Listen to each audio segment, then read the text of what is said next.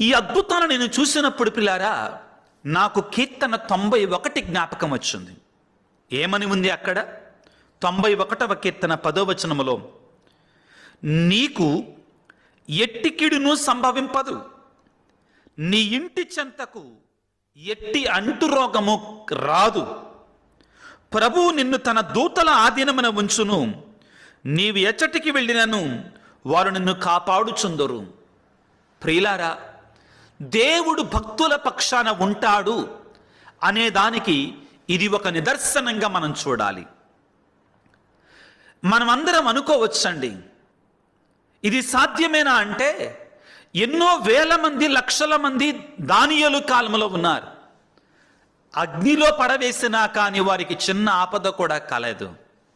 షడ్రకు మెషకు అబేద్నెగోలకే ప్రియులకు దేవుని బిడ్డలారా, దేవుని యొక్క ఆశీర్వాదం ఏ కుటుంబం మీద అయితే ఉంటుందో, దేవుని యొక్క దీవెన ఏ కుటుంబం మీద అయితే ఉంటుందో, దేవునికి లోబడి ఏ కుటుంబం అయితే జీవిస్తుందో ఆ కుటుంబాన్ని ఎవ్వరూ కూడా ఏమీ చేయలేరు అనే దానికి ఇది ఒక గొప్ప నిదర్శనంగా నేను భావిస్తున్నాను, నేను విశ్వసిస్తున్నాను.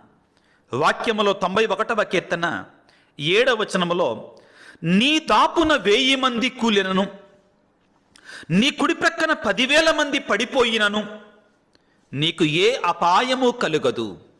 ప్రియులారా, ఆ ఇంటి చుట్టూ 1000 ఇళ్ళు కాలిపోయాయి, ఆ ఇంటి చుట్టూ 10,000 ఇళ్ళు కాలిపోయాయి, కానీ ఆ ఇంటికి ఏ అపాయము కలగలేదు.